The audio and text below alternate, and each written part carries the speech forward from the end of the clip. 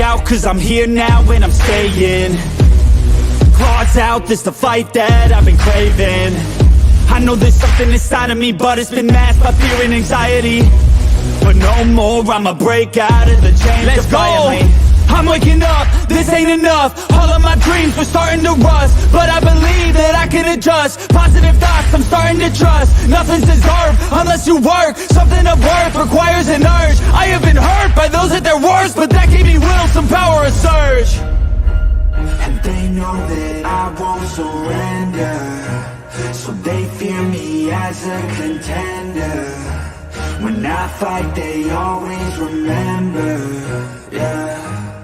I will be known, I won't let go. I will not stop, I will be great. I will be known, I won't let go. I will not stop, I will be great. We came here to conquer, like we're monsters. We can last much longer, we do this for honor. We came here to conquer, like we're monsters. And we can last much longer. I am a hunter, I've been filled with demons and hunger. I am the thunder, I command the masses in numbers.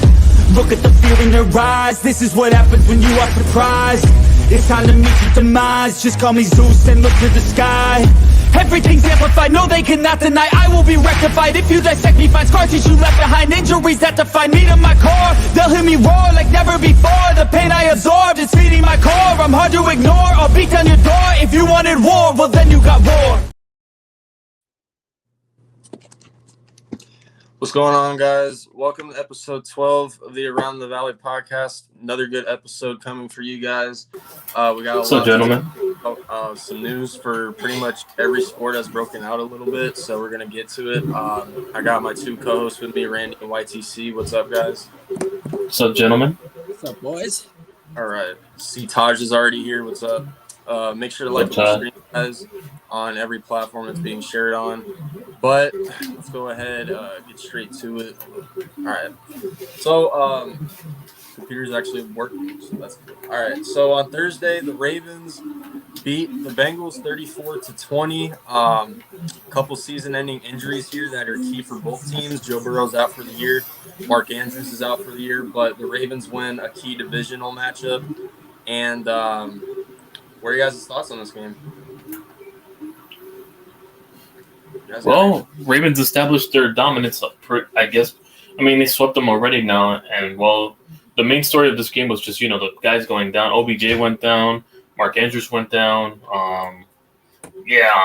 Joe Burrow went down. Lamar went down. Yeah, it's crazy. I mean, we already know Lamar's coming back, but it's crazy Mark Andrews and Joe Burrow got hurt, and they're out, for the year now. Unless, from what I heard earlier today, Mark Andrews comes back and they go on a deep playoff run for the Ravens. So, yeah, it's still unfortunate, though. It's key pieces of their offense, an overall team going down. You never want to see that. This year it's been overall horrible for injuries, to be honest. So, yeah, really horrible. Randy?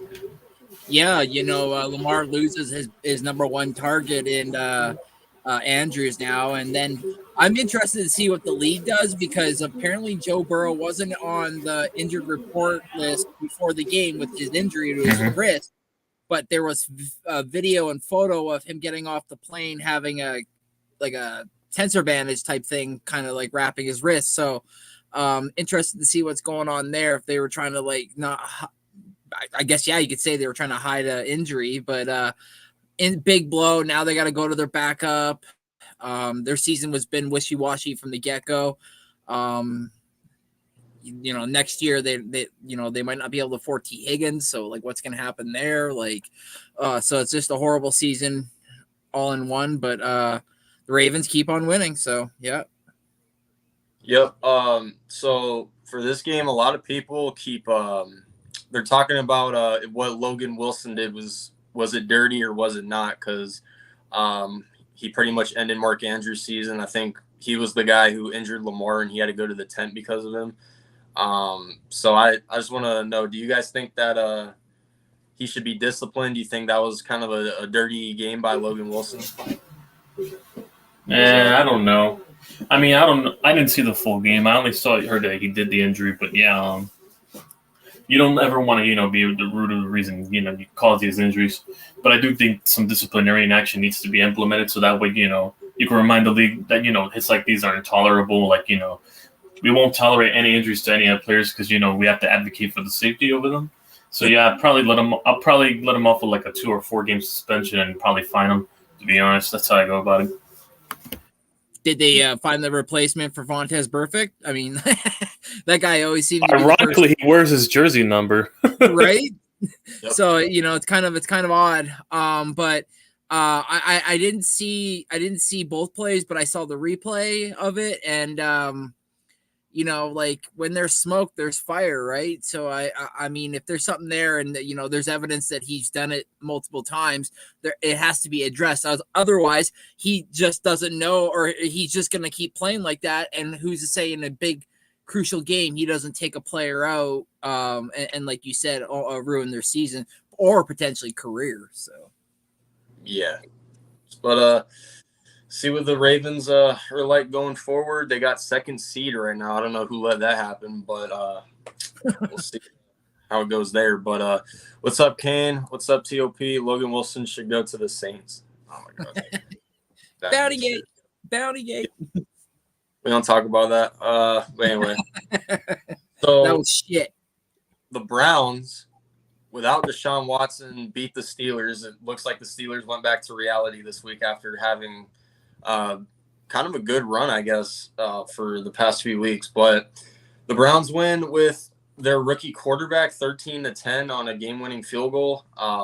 Both defenses in this game were good coming into this game, and obviously they showed it. I don't have much on this game, but who would have thought, like if you said like 3-4 years ago that the Browns would be 7-3, the Lions would be 7-3, and the Jaguars would be 7-3. It's just crazy. Or the Lions would be 8-2. Like that's crazy. How much? They would say lay off the crack. Yeah, but for this game though, you guys have anything on it? Well, basically the Steelers are mid per usual. I don't know how the hell they're 6-4. Probably because of their defense. Their defense is carrying massively throughout the year. Their offense is one of the worst offenses I've ever seen. Like so very vanilla in this entire year. So, and Kenny Pickett, he's clearly the problem. They have to move on from him. From what I've seen, they're not gonna do any. He doesn't open up any playbooks for them. He's only holding them back, in my opinion. They got to get a better quarterback. Their skill positions are being wasted with him at quarterback. Randy. Yeah, man, that defense, that Jim Schwartz defense, it's for real. He's got those boys believing. They're flying all over the field. Got good corners, got good linebackers. The defensive line is solid, and they just need a comparable quarterback at this point, and somewhat of a decent run game, and they can make it happen, man, because they got that defense this year. Will they come back to reality at some point? Eventually, yeah, I feel. But right now, I mean, shit, they're believing. So, anybody facing the Browns know that it ain't going to be no easy pushover. That's for sure. Yeah, Browns have been criminally underrated this year, but yeah. Yeah. They're doing this without Nick Chubb, too. Yes. It's got to be coaching from Stefanski. It's got to be coaching. If anybody, it's going to be between Stefanski and Dan Campbell for Coach of the Year in my eyes from what I'm seeing. By the way, Chubb was at the game too. For those that didn't see or know, he came out in crutches, but he was at the game, giving everybody a positive vibe. So that was good too. Yep. What's up, kid? Kane says the Eagles game will be tough. Want the Eagles to win, but yep, we'll get to that as soon as we're done with the games that went down yesterday. So we'll get to that. The Dolphins, I thought this game was going to be a blowout, but the Raiders were fighting pretty good until late in the game, and the Dolphins eventually won 20-13. So I don't have anything on this game, but I'm like, every single time I see the Dolphins, I get that vibe that they're kind of, because we all know they haven't been a team above 500 this season, and they kept it close with the Raiders with rookie quarterback and an interim head coach. So you guys can say what you want if you guys have any thoughts on this game, but I don't know what you guys think. I'm starting to feel like Miami's kind of fraudulent now that I think about it. But I don't know what you guys think. So as far as this, I can see it because they've been inconsistent throughout the whole year. Miami's been on and off. I mean, Tua's not a guy that can play on the blitz because I think the Eagles showed it already against when they played him, and the other teams that played him when they blessed him enough, he started getting under duress and he couldn't get in a rhythm and he couldn't improvise getting pressured. So I feel he's that type of quarterback. Yep. Yeah, man. I feel like the Dolphins right now, they're just living off that 70-20 beating they gave the Broncos, to be completely honest. They're fool's gold. I think they're the fool's gold team in the NFL right now. Remember how we called the Vikings last year frauds? Because once they got into the playoffs, they crumbled like worse than a cookie bar. So if that's the case this year and that is them, I feel like that I hate like YTC said, we as long as well as other teams gave the blueprint, as long as you can get pressure on Tua, you can take away a Waddle, you can take away a Hill. So they're one dimensional at that point. So yep. But as far as the Raiders go, ever since they got rid of their coach, they've been playing pretty tough. So yeah, I'll give them credit for that. I highly doubt they'll make him the head coach going forward, though, just because it's the Raiders. But yeah, but so So next game, Detroit beat Chicago 31-26, and I don't know, because when I saw the score in the fourth quarter, I thought that was a loss on my picks, but the Bears had a 26-14 lead with I think it was 3 minutes left, and they gave up, wow. And then they gave up a safety on the I think it was the first play. They gave up a safety to seal the deal. So Detroit is 8-2. I'm not gonna bash Detroit for almost losing to this team just because it's a divisional game and anything can happen in divisional games, but I don't know. Justin Fields comes back and they just lose right away in another embarrassing fashion. So, YTC, you have anything on this game? Because I don't know if you saw. I don't know what the hell happened in this game because from the way the Bears fan, Michael, who comes on here, was praising Justin Fields was lighting it up like he did versus the Broncos and Commanders. The way he was praising, but then after he did, they choked all of a sudden. Once again, it comes down to coaching, not playing discipline enough, and not playing under 2-minute warning offense when they have the ball. They're not playing strategic football, putting the game away. You have to be able to do that if you want to win in today's games. Being able to close out games is essential, especially when you're in one-score games. But yeah, that's what happened. Yep, Randy. Yeah, man. I watched this game on and off between that and the Chargers and Packers game, and I was like, every time I came back, it was like I was right at the play right before Goff hit the ball and threw the pick. And I was like, I came back both 3 times on him throwing the pick. I was like, shit, am I the bad luck? And then all of a sudden I got a phone alert saying the Lions have a chance to come back, will they, with 5 minutes left. And I was, okay. So I go in and I sat there and I watched the game. And just, if you want to talk about a team just getting on the back of a guy and being like, let's go, David Montgomery was like, I'm going to burn these motherfuckers for getting rid of me and not bringing me back. And he was him in that final drive, man. And then obviously Hutchinson came off the corner, right first play, basically was cooked all day. Their tackle actually took care of him pretty well the whole game up until the one point they needed him. And the first play, Hutch got home, and then their tackle actually kicked the ball, and he kicked it out of bounds. Therefore, it was recorded as safety. And 12 points in 3 minutes. It was like, holy shit. Crazy. Chicago, if you get the first pick, you got to think about getting rid of Fields again. But anyway, we'll see what happens. Detroit, they got Green Bay on Thanksgiving, so we'll see what happens there. I'll definitely be watching that game. Moving on, though. Jaguars, Titans in an AFC South game. We saw this coming. The Jaguars annihilated them 34-14. Calvin really had 2 touchdowns, over 100 yards. And honestly, I feel like this game should have been a shutout because I saw the fourth quarter when Tennessee finally got 14 on the board, and it was just garbage time. So the Titans, the only thing I got for the Titans is Hopkins. How do you feel now? I mean, if you're gonna go to this team, you might as well should have just stayed with us. That's how I feel about that. But as far as Jacksonville goes, they got a division game. They have C.J. Stroud next week, so that'll be a good game to watch. That game is actually for first place in the division too. So yeah, I got that anticipated game. As far as this game goes, do you guys have anything? I know this game was kind of we all saw it coming. So I mean, the Jaguars got blown out the week before, so this was them just taking out their frustrations on the Titans, who are, on a rebuild, obviously, and needed Super Bowl Levis practically at this point. So, yeah, that's how it is. Yep, Randy.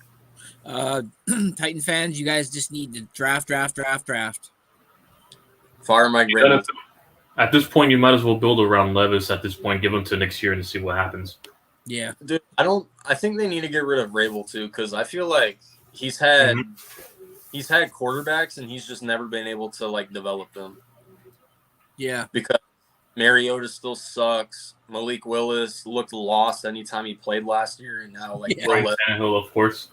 Yeah, and Tannehill didn't get any better when he went there, so I feel like they kind of need to make a change at coaching too. But that's just what I think. But yeah, anytime they made the playoffs, there was their defense that carried them. Yep. Yeah. Their defense that carries them. And Derrick Henry running over defenses. Yeah, sorry, and the King. That's right, and the King. Yeah. Yeah. The King, he had 28 yards. He had 20 yards in this game, I think. Damn, they contained the hell out of him. Or was that the week before? I don't know. I can't remember. No, it was this week. He sucked this week. Yeah, basically. Either way, that's impressive in its own right. Right. So, I picked the Chargers in this game, but part of me kind of was 50-50 on it because I feel like the Chargers are just as long as Brandon Staley is the coach, they're not going to win games that they're supposed to win because, I mean, they gave up 23 to Jordan Love and they let the Packers win. Packers win at home, though. Chargers just need to fire Brandon Staley. That's, by the looks of this, that's all I got to say. But you guys have anything on this game? I know, Randy, you said you watched it, but, YTC, you have anything on this game? What, the Chargers game? Yeah. Yeah. Yeah, they choked at the end. And also, Quentin Johnson, how do you drop that at the end? You had a 70-yard game winner right there, and he dropped it. Yep. Yeah. Either way, they shouldn't have been in that position. Their defense is horrible. And once again, it's predicated on coaching. Brandon Staley's awful. Yeah, they lost Bosa really quick. Hopefully, Herbert's about to get wasted over there. Too bad. But like you said, Quentin Johnson, high pick at TCU, was basically known as a stretch guy where you just kind of get him the ball and he's like the one-on-one 50-50 guy. And he hasn't been proven to be that kind of guy they can lean on. Mike Williams is out. Keenan Allen had himself a game, but they need a number 2. And Joshua Palmer just can't be that guy. He's a number 3. So at this point, I thought sure Brandon Staley would have been on the plane, but it wouldn't have been the team plane. They would have fired his ass before he got to the plane, and they would have done something to shake up the team because, like you said, this is definitely a game they should have won because it wasn't like the Packers had their best players either. Aaron Jones left the game with an ankle injury as well, or a leg injury, I think. Yeah. They were beat up as well, but at times Jordan Love looked like a vintage Aaron Rodgers out there dropping dimes to his receivers, and it's just that shouldn't happen. And you guys got a defense at times that on paper should be a lot better and haven't proven it. So yeah, man, it's annoying listening to Staley at the presser making excuses and saying this, that, and the third. It's like when you know that this person's the excuse or the issue, it's just like listening to somebody scream all day. It's just it's annoying, So it's he needs to go. It is what it is. TOP. Bears are a sadistic organization at this point. They take pleasure in torturing their fans. Damn. All right. Well, my turn. So Houston beat us when I thought this game was going to be a blowout. I picked the Texans in a massacre win over us, but we kept it close, 21-16. There's a lot of controversy in this game, especially on our part. Now, at the beginning of this game, we started off really good. We had an opening drive touchdown. It only took Kyler Murray 3 plays to find Rondale Moore in the end zone for his first touchdown of the year. So as soon as we got Kyler back, he's making Rondale Moore look like a Pro Bowler now. So that's good. But after that, C.J. Stroud went crazy on us. Like, he was finding Tank Dell on every single target. There was one point in the game where he had 8 straight completions and like 6 or 7 of them were for first downs. So C.J. Stroud was killing us in this game. And a big reason for that is because our defensive back, number 1, is Marco Wilson, and I never liked him. I've never been high on him. He gave up 8 receptions for 150 yards and 2 touchdowns. And I think there were 11 targets. So that's by far one of the worst, if not the worst, defensive back performance I've ever seen on my team in this history. And that's saying a lot because I know there's been a lot in my lifetime of watching this team. But you take away some of those yards, maybe our defense wouldn't have to play as good as they did in the second half in order for us to win this game.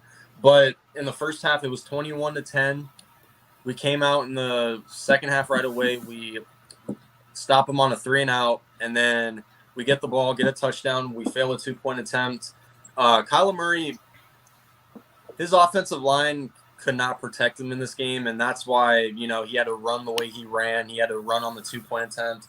And, it's a good thing that he's a smart quarterback and he just slides and he doesn't try to get those extra yards because that's what he has to do coming off an injury like that. And our O-line has to play better aside from Paris Johnson because it's the left side that annoys me because it's Kyler Murray's blind side that you have to worry about, and that's just the most annoying part of this team so far.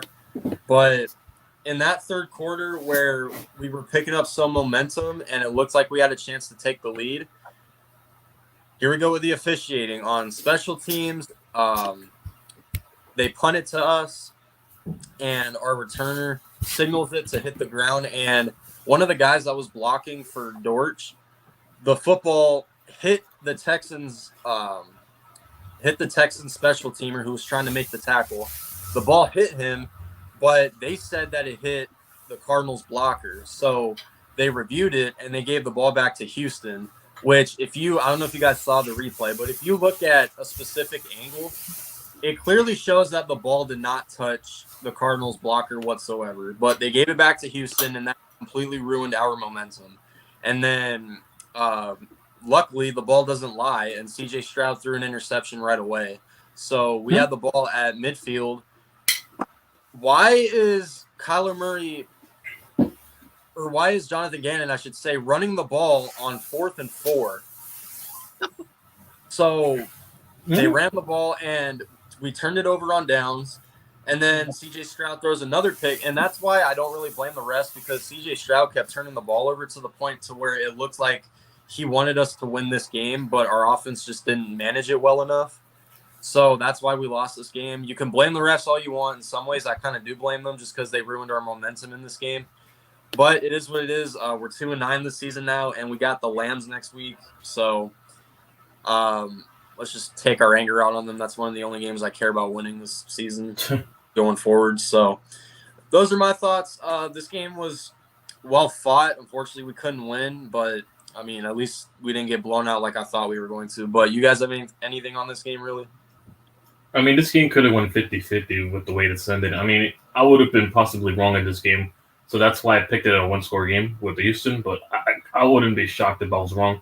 It could have went either way, like you said, but yeah, it was the penalties and, basically not capitalizing points off the turnovers because it's unacceptable. You get the ball twice at midfield and you don't score not at least once.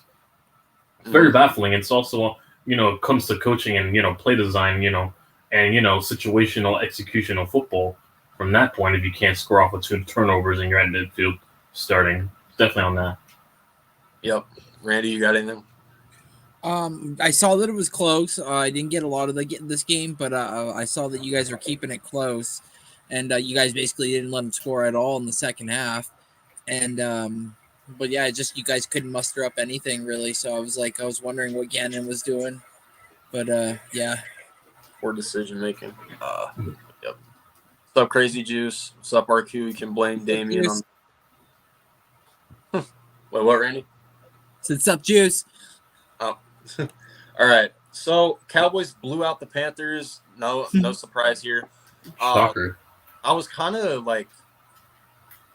interested in it though, because it was 17-10 for a majority of the game. Yeah. And I think it was the fourth quarter when they finally started pushing it away. Bryce Young threw a pick and it led to a touchdown, I think. And then that's pretty much where the massacre started. But Cowboys eventually blew them out. Panthers just cannot do anything right now. So you guys have anything on this game? Because this game was Fuck the Cowboys. Not much. Fuck the Cowboys. I mean, this was screw the Cowboys, and unfortunately, this game, it was expected. Panthers have been horrible this year. Bryce Young hasn't shown anything. I don't know what the team's gonna do. They're about to fire Frank Wright again and stuff. That organization's a mess. Yeah. All right, YTC, your turn. The Giants beat the Commanders 31-19, and I actually picked the Giants because history doesn't lie. The Giants own the Commanders, so I was right about it. So Giants win. They put up 31 with Tommy DeVito. That I was shocked about. DeVito had a really good game. Tommy DeVito, yeah. Yeah. I was shocked, all right. I'm like, no way this guy that got blown out versus the Cowboys, and also threw a pick against the Raiders was going to, beat the Commanders who were trying to come back and win at home. I didn't think we were going to get lucky twice, but shockingly, the offense did their job. Our defense just probably has a blueprint against that Sam Howell, because against any other team, Sam Howell looks like a top 10 quarterback for the majority of the point, but then he looks completely trash, like turning the ball over. And I mean, turn the ball over like 6 times horrible against us for some reason. So I'm more confident moving forward, picking us every time at this point against the Commanders. I might as well just mark it as an automatic W, I guess, because I don't know what happened. They keep turning the ball over. It's been multiple games they played against us. They keep turning the ball over, and plus their O-line's being an issue as well. K-Ball just loves playing against that team. He has 4 sacks in those 2 meetings of his 10 sacks he has right now against them. That's crazy. So goes to show you, it's definitely a coaching, with Washington at this point. They're gonna have to fire Ron from what I've seen. Yep. Are you happy about it though? Because y'all are number 5 in the draft now. Woo! Number 5 in the draft. Yeah. Hey, listen, we have 2 second-round picks in up first, so we can trade up if we need to. Yep. All right. Randy, you got anything on this game? No, just that Riverboat Ron won't be a head coach for very long. So this one, his quarterback cost them too many turnovers, and the Giants were able to pull one out. I know Taj is upset. Damn. Yeah, because he wants Caleb. I know. He wants Caleb. You don't want Penix? I don't want Caleb. Hey, listen, I'd rather have Penix. The only quarterback I don't trust is Drake May. Yeah, he feels firm. That's it. Yeah. Reminds me of the same reason I crap on Sam Howell. That's why I don't trust him. Yeah, I get it. But anyway, Giants got the Patriots next week in a tank bowl, so we'll see how that goes. Who would have thought the Giants and Patriots in 2 Super Bowls were moving me when Tom Brady was there, Eli Manning was there, turned into a toilet bowl years later. Crazy. Times have changed, right? We'll see. Times have changed. But before this game would have been anticipated if Eli and Tom Brady were playing, so how it is though. All right. Because of the history, yeah. The 49ers beat the Buccaneers 27-14. Obviously, I picked the Niners. I didn't see Tampa really getting around them. Brock Purdy had an amazing game though. I saw his stat line on Twitter. It was pretty good. So Brock Purdy had a solid game. Tampa Bay, I guess you still have a chance to win your division just because of how ass it is, but they keep losing, and the Niners win 27-14. So you guys have any thoughts on this game? Well, they've handled business. Tampa Bay's been very inconsistent this whole entire year. They're one of those teams that are going to be, lingering in the playoff picture, but they probably won't make the playoffs unless their division, opens up opportunity. I don't see them as a playoff team. But they've been inconsistent just as Baker has. Some games will show up, some games they won't. But it's a lot of inconsistency, and their defense isn't the same as it used to be secondary-wise. So that's why Brock Purdy was just starting up their whole secondary. But that's practically what it was. Yep. Randy. I didn't see this game, so I don't really have much to say on it. All right. No worries. All right. Woo. I picked Buffalo. I did not think it was going to be this like bad of a game though. Yeah. I thought like after they lost to Denver, I could have seen the Jets getting a couple picks on Josh Allen. They only got one, but obviously that didn't matter. But the Bills win a division game. They tie the series with the Jets 32-6. And we'll get to Zach Wilson after we're done with all the other games. But for now, the Bills, they're trying to make a comeback for the wild card, or if the Dolphins start falling apart, maybe win the division again. So hang on, before we move to that point, I got to mention one more fact I forgot to mention during the Giants segment. Tommy DeVito has more multiple passing TD games than Kenny Pickett, by the way. In 4 games compared to 23. Wow. All right, yeah, but go ahead. Jets and Bills game, what are your guys' thoughts on this? Bills handled business, but yeah, once again, the offense, just like the other New York counterpart, the Jets' offense is just as, crap as well, so they can't sustain drives, their defense gets wasted. And eventually, Buffalo was going to crack one on them, and then they started running up the score. I saw the game. The game wasn't delayed because, somebody, almost had another DeMar Hamlin situation. He got stretched out the ambulance, so that's why the game was delayed. But yeah, overall, they took care of business because they couldn't sustain drives, and eventually the Jets defense was going to crack. So yeah. Yep, Randy. It's kind of ironic to see only game that the Jets haven't really like made a quarterback that's a top tier quarterback this year look kind of like trash. It was definitely a new look Bills. I don't know if that's because of Joe Brady or not, but but you never know. You're right. You never know. They pulled this one. They pulled this one out. But like Zach Wilson, man, oh shoot, he's number 3 now on the depth chart apparently. Yep. Get to that in a little bit. I still feel like the Bills scapegoated Ken Dorsey just because Josh Allen kept turning the ball over. But that's just it is what it is. Next game. I don't know how the Rams keep winning games like this, like games that they're supposed to lose. Really starting to get annoying. But they beat the Seahawks 17-16. I saw Geno Smith kind of threw the game away a little bit, but Rams win an NFC West game. They play us next week, so hopefully we can send them back to reality. But they beat the Seahawks for now. I'm not complaining because one of my division teams lost at least, so I'll take it. But you guys have anything on this game? I know this game was kind of, by the looks of it, was kind of boring, but you guys have anything? What game? The Rams and Seahawks. Oh, yeah. Didn't the Seahawks had a bigger lead and they choked? I think they were up 17 or 16-7 at one point. Yeah. Yeah, and they choked. And then they blew it. So, I mean, it is what it is. I will say, though, Stafford went down with an injury, so he might not be 100%. So you guys might be facing Carson Wentz. Oh my God. Carson Wentz? Yes, sir. If we lose to Carson Wentz. No way Kyler Murray loses to Carson Wentz. No way. That'd be hilarious. Oh, my God. Did a couple of years ago when he was on the. Hey, listen, don't lose to the paraplegic. Come on now. Don't lose the shoot first, ass last, Carson Wentz. Jeez, dude.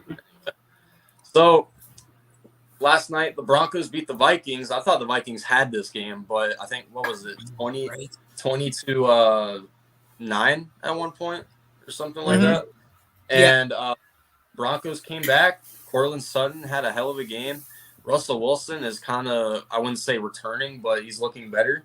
And the Broncos are 500 again. So no clue. I don't know what went wrong with the Vikings in this game, but the Broncos, they just pull it out at home. So you guys have any thoughts on this game? Because this game was pretty good. I mean, Broncos country. That's well, somehow they came back. I don't know how. Somehow they survived, and now they're starting to cook what they were like supposed to a year ago, according to their fans. But yeah, Vikings once again they choked. They're an inconsistent team. just like the quarterback, playing under snap, as much as Josh Dobbs has, come to the win, he's very inconsistent. So, yeah, this was one of the games, he proved it, obviously. Why, he's barely a starter in the NFL and not a, above average starter for a reason, and why he's been to 5 different teams. It showed up in this game. So, yeah, that's from what I've seen. Yep. Randy? Yeah, man. The Josh Dobbs effect kind of falls off right now, and no more. I saw a stat last night where it said win or lose for playoffs, and it was said right now, if the Vikings were to win, they would move their chances to 96% chances of making the playoffs at 7-4. But if a loss, it moved them to 80.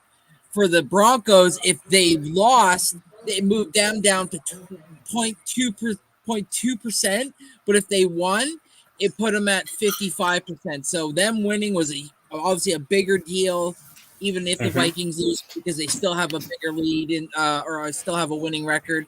But the Broncos pull it off because that defense, man. I know it's just Vance Joseph, but it's the players they have out there. I understand that Singleton is the most missed tackler in the league right now. He has the most missed tackles, but they have other guys that make plays. They have other guys on that team that believe in the system, and right now they found a way to get to 500. Now let's see what they can do. Yep. See what happens. But tonight we got a Super Bowl rematch. The Eagles and the Chiefs in Kansas City in less than a few hours. So this should be a good game. This is actually probably the only primetime game I'm actually going to watch this year. So, but Randy, I'll let you go first. So, a quick preview on this game. How do you see the Eagles doing today? Well, as it sits, week 3 we were considered one of the top rushing teams in the league. We lost Cam Jurgens. Cam Jurgens went out. We've seen a little bit of a drop off with the fill-ins of either Sua Opeta or Alex Steen.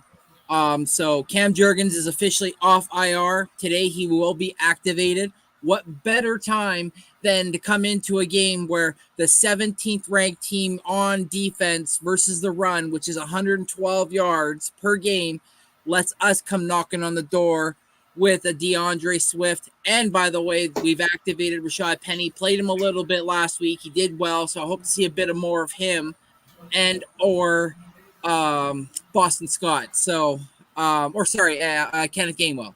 But for us to win, it's going to have to be through the run. We're going to have to get that play action going with A.J. Brown on the corner. We're going to, sprinkle in a little bit of Skinny Batman as well. Can't forget about him. And I'm interested to see if the Eagles actually incorporate big Albert O. We traded for him from the Broncos. Obviously, we only gave up a 6, but now that we don't have Goddard for a little bit, it'd be interesting to see who's going to step up in that tight end position. But overall, I have the Eagles winning 28-21. Okay. YTC, if you have any quick preview thoughts on this game, go ahead. But what's your score prediction? My score prediction is I had actually Philadelphia winning as well, only because they're going to be more motivated after they lost the Super Bowl. Usually the team that loses to another team in the playoffs usually comes back motivated. So I took for that fact that they're going to be more, driven after the Super Bowl outcome and how it ended to, actually win this game. So I got the Eagles winning 31-30. Okay. I got Philadelphia 37-35. Shootout. All right. Got it being a shootout. Go ahead and guys in the chat, drop your score predictions on this game. That's right, King. Yep. Go Birds. So before we move on to some other sports, so some news came out today that the Jets are benching Zach Wilson. And son of a bitch. All right, and they're starting Tim Boyle Friday against the Dolphins.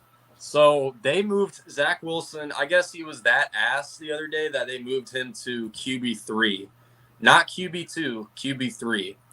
And oh my God. Not only did they bench him for Tim Boyle, they technically benched him for Trevor Siemian too. Yep. So he's the QB too. So my thoughts on this is that if the Jets want to do anything and make a comeback for the playoffs, they better hope that Rodgers injury was overhyped, because unless that happens, he comes back and he wins out or whatever, the Jets are screwed for the rest of this season, even though I feel like they already are. But we'll see how how it goes moving forward. But YTC, what do you have anything on this news? Because this is crazy. On this news, oh my God. Hey, listen, Jets fans were talking all that crap, about they had the best quarterback, when they drafted him out of BYU because of one viral throw, and they thought it was going to amount to on a consistent basis. How's that going now? I don't think it's going really well now. They thought they were going to have a consistent basis type of level of that one throw he did. But no, that goes to show you the Jets they're going to be wasted because their defense is too good to be wasted on on a horrible play calling, and also a turnstile at quarterback. When it comes to injuries or overall play when they draft them, they just don't get it right. It's always the quarterback.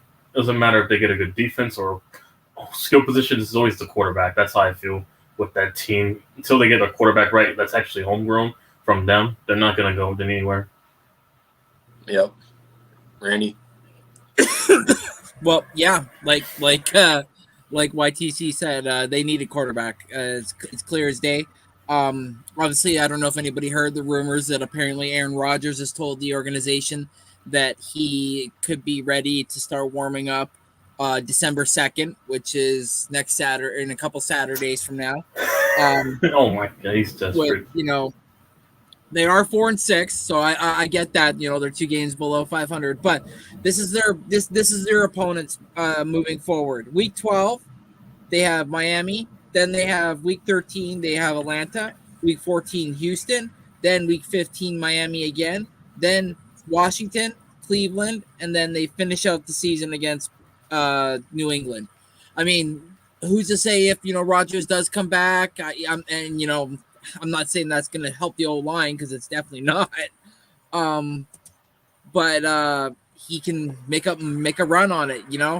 I heard that he's got to have Dolphins making love above his ankle to heal it quicker. So whatever works, do it. So, but no, their biggest issue is a quarterback. It's also an offensive line as well. So, yep. Hold up. Yeah, but overall, Jets. What does Jets stand for? Just end the season. So. Yep, just end the season. All right. So for NBA, we don't really have that much. So let's take a look at how the players are doing so far. So I know stats aren't everybody's thing or whatever, but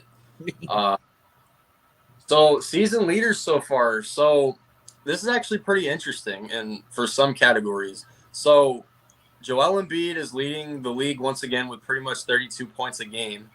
Kevin Durant has 31.5 on an average. And I find that interesting because he's not even top 10 on the MVP candidate list right now. So I find that interesting. Luka averaging 30, Steph Curry averaging 30, SGA averaging almost 30.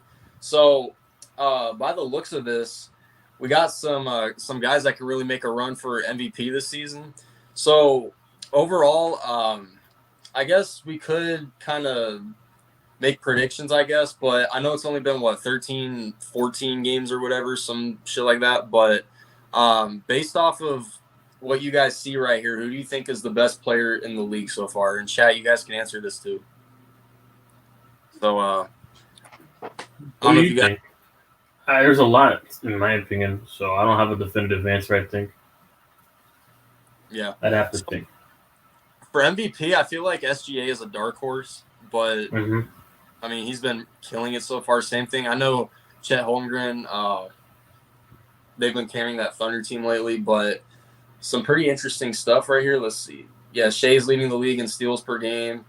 So there's a lot of interesting things right here, but I'm going to be biased a bit just because, I mean, how is KD not top 10 in the MVP? That's what I think I would say. But, yeah, I'll be biased for a little bit. But, Randy, do you have an MVP pick so far, or a guy that you think is in the front running?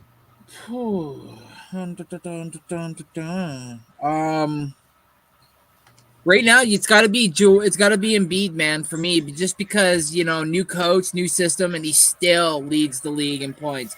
I understand he is who he is as a human being, but you'd think there'd be a little drop off. No, he's averaging more this time the season than he did last year at this time. So there has to be something to be said about the system, and there has to be something said about James Harden leaving.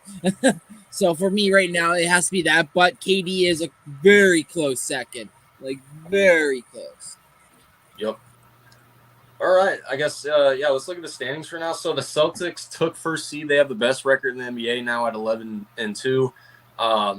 Sixers went down to second, but they're still playing really good. Milwaukee made a comeback. They're 9-4 now. So they're looking good now. Miami's 8-5. So they're doing good so far, too. I think they started 1-5 this year, or 1-4 this year, too. Yeah. So they're really good right now. Orlando's 8-5. I picked Orlando to be a mid team. I didn't think they'd be this good though so far, but they're doing it. YTC, the Knicks are 8-5. They've won 3 in a row, and you guys are right now. So, have the Knicks been doing good so far in your book? Yeah, I guess so far they've been doing their job. Brunson's been carrying per usual. The defense is getting I think one of the best in rebounding. So we've been putting up a lot of points, and we've been not turning the ball over as we used to before, so it's been leading the wins basically, and also it does help. We have a softer schedule till we play the harder teams. We rack up a few wins there and then, so I'll take it. I know one of the harder teams on Sunday you're playing, but we'll talk about that. Yeah. All right. Pacers 7-5. I mean, yeah, they lost to Orlando the other day. I still feel like they're doing good though. Cleveland 7-6. The Hawks 6-6. They've lost 2 in a row. The Nets are 6-7, lost 2 in a row. Randy, your Raptors are 11th at 6-7. So we won last night. We beat the Pistons. You guys beat the Pistons last night. You blew them out too. So yeah, I don't know how. I hear a lot of people saying Dennis Schroeder's playing really good. So how are the Raptors? He is. Yeah, he. What a pickup. I'm surprised the guy was available and nobody really kind of swooped him up because his defense, like. At times, when I watched Laker games or watched him play, I was like, I always hated him as the opponent because I'm like, man, this guy just like won't leave guys alone. Like he's like a fly or a gnat at a barbecue, man. You could swat that stun gun, but he's gonna still be right there, right beside you. And that kind of rubs off on the team a little bit. He's kind of been the dog. I will say Grady Dick has been a little bit underwhelming. The high pick, not getting a lot of run time, and then when he does, he puts up some pretty odd shots. He usually has crooked stats at the end of the game, but he does hustle. He does play some good defense. But right now, I think the moment's just a little big for him right now. Again, it's still early, but we'll see what happens here down the road. But Scotty Barnes has definitely taken this, like I said, a big step forward. A lot of trade rumors about Pascal and OG, so that'll keep swirling until the trade deadline is done and gone. But a lot of rumors that apparently the Sacramento Kings want Pascal and OG. So, oh wow, if I can get Keegan Murray and some draft picks, I myself would love that. Yeah, that'd be good. Chicago's 5. Yep, blow it up. Hornets 3-9. Jesus. Wizards 2-10, and I actually hear that they're going to get rid of Jordan Poole eventually already. What? So, yeah, I heard that they're going to get rid of Jordan Poole already. Wow. So, Warriors won the Chris Paul trade. Who would have thought? But and the Pistons have lost 11 in a row, and they're 2-12. Hey, Washington, you know where to send Jordan Poole, by the way, up north. They invested all that money. The Pistons invested all that money in Monty Williams just for that, just to finish fifth again. Maybe you'll be last again to get Cooper Flag in 2026. But anyway. All right. In the West, look at this. The Timberwolves are number 1. Right? Wow. OKC's tied for number 1 at 10-4. like who. This is how competitive the West is. Nuggets 9-4, Kings 8-4, Mavs 9-5. Yep, keep going down, Dallas. Keep going down. Lakers 8-6, Rockets 6-5, Suns are 7-6. But I feel like we're gonna get somewhere in the top seeds pretty soon, just because we're getting our guys back slowly. We're kind of getting our momentum going a little bit. The team chemistry is getting up there pretty good. Turnovers have kind of gone down a little bit for us, so that's actually helpful.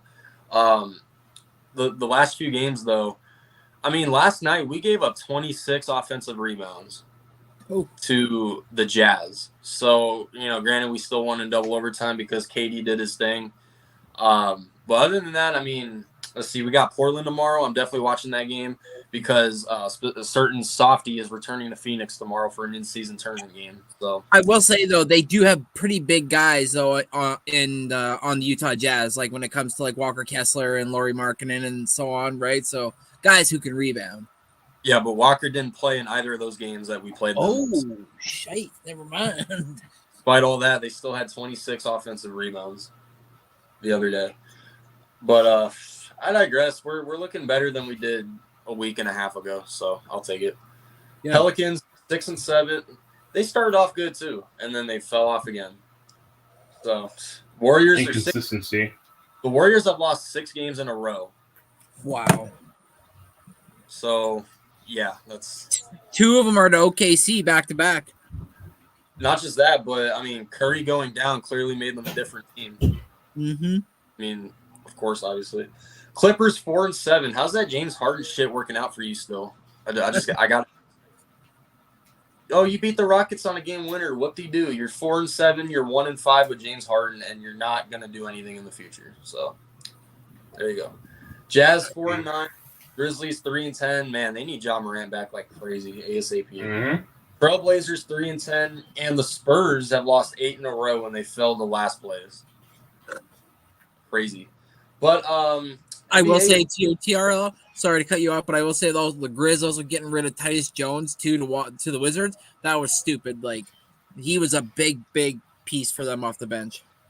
Yeah. Look at the Thunders are legit. Oh my god. Braun with the clutch free throws. Hey, I always like seeing LeBron beat Dylan Brooks. That's the only time I think it's funny when the Lakers win. Yes, I do mean DeAndre Ayton. He's coming back to Phoenix tomorrow for an in-season tournament game. We better whoop his ass. But there you go.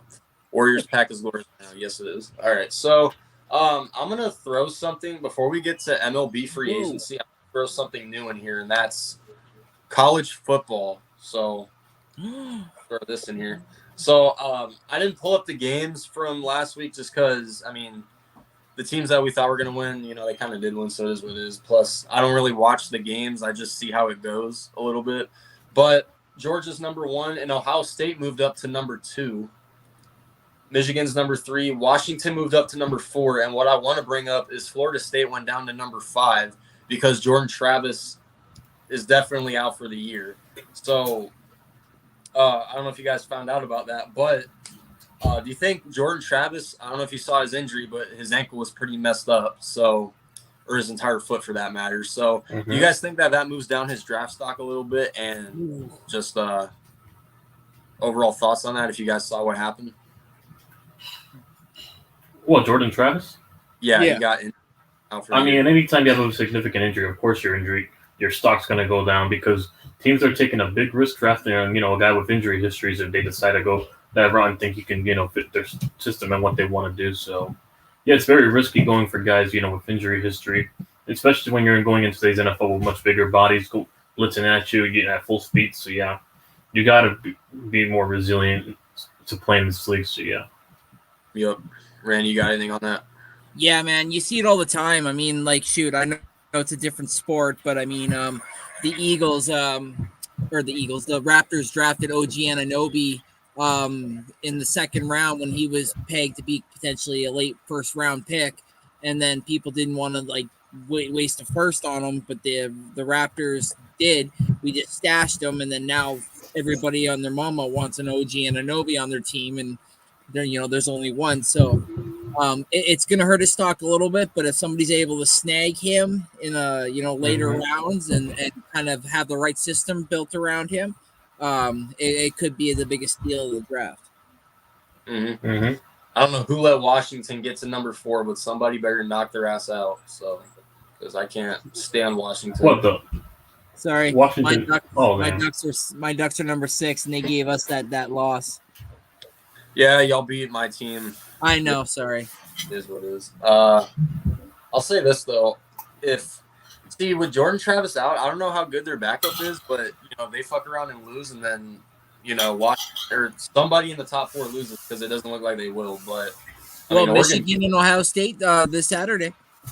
Yeah, so gonna lose. So Oregon could climb their way up to 4 pretty soon if that happens. Yep. So, or 4 at least, and have a chance. But exactly, you're right. Yeah, exactly. Yeah. Yeah. So I see we're 13th right now. So yeah. And we play Oregon State on Oklahoma. Friday on the 24th. So. Yep. Arizona has a field. You're 15th ranked, so. U of A 16, you bums. Fuck out of here. All right. Other than that, yeah, that's about all I got for college football. It's looking pretty good for the playoffs though this year, unlike last year. So, but for MLB, so some news went down for the past few days or somewhere around there. So the Philadelphia Phillies re-signed Aaron Nola to a 7-year contract for $72 million. So that was pretty much the first move in the free agency area.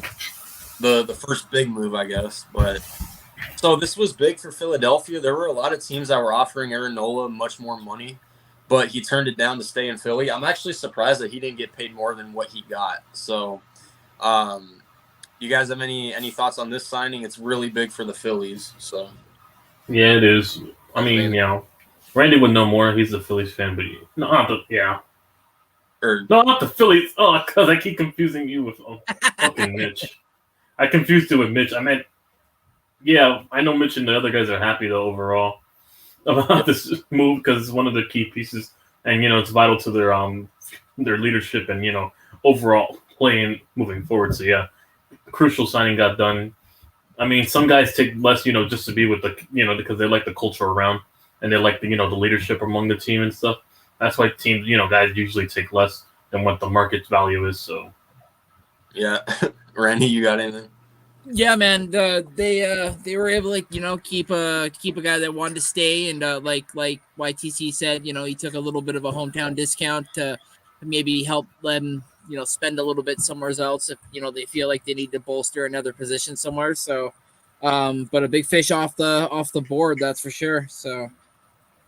Yep, and another free agency signing that went down today, Lance Lynn is returning to the St. Louis Cardinals on a 1-year, $10 million deal. I mean, that's not a big signing, but, I mean, he's not on the Dodgers anymore, so I guess I'll take it, but we'll see. And so the MLB has opened up free agency talks with Japanese pitcher Yoshinobu Yamamoto. I'm still saying that shit wrong, but anyway. The Phillies, Diamondbacks, and Tigers are new suitors for him. So, shit, if our owner actually fucking spends money for once and we get the pitcher that we need, shit, crazy expectations for this team that I would have. But to be honest, I feel like he's going to a New York team, but that's just what I think. But I don't know what you think about it. What do you think? Japanese pitcher Yamamoto. Oh, Yamamoto, okay. Yeah. But YTC, I know you weren't here when we were talking about the rumor last week, but Juan Soto is predicted to get traded to the Yankees. So yeah, I saw that. I've heard that for a long while. I'm not surprised. I'll take whatever support. Think it's gonna happen though? Man, I think if anything, we're probably gonna go get. We're more than likely gonna go get Bellinger, and we might go get another key piece on the pitching rotation to help out with Garrett Cole, so he doesn't have to carry the whole team around. They're gonna get someone else back there. So yeah. Well, I expect the move to be made on offense, but yeah. So apparently, the Blue Jays are sleepers on Ohtani. Also, wouldn't be shocked if we got him too. But yeah, I'm more counting on Bellinger coming to the Yankees. That's just me though. Mm-hmm. Mr. Rogers is not that. He's a cheap SOB. He is not gonna want to give Ohtani what he wants. would I love him? Oh my God, would I die for an Otani on this team? Otani with Vladdy Jr. and a Bo Bichette. Oh damn, all day on that for sure. But I just don't think we can facilitate the money. That's my biggest issue. For me, it's just You already know with me, Aaron Judge and Otani, I'm taking it all day and Garrett Cole next to him in pitching. Yeah, for Cody Bellinger, the top 3 teams seem to always be the Yankees, Cubs, and Giants.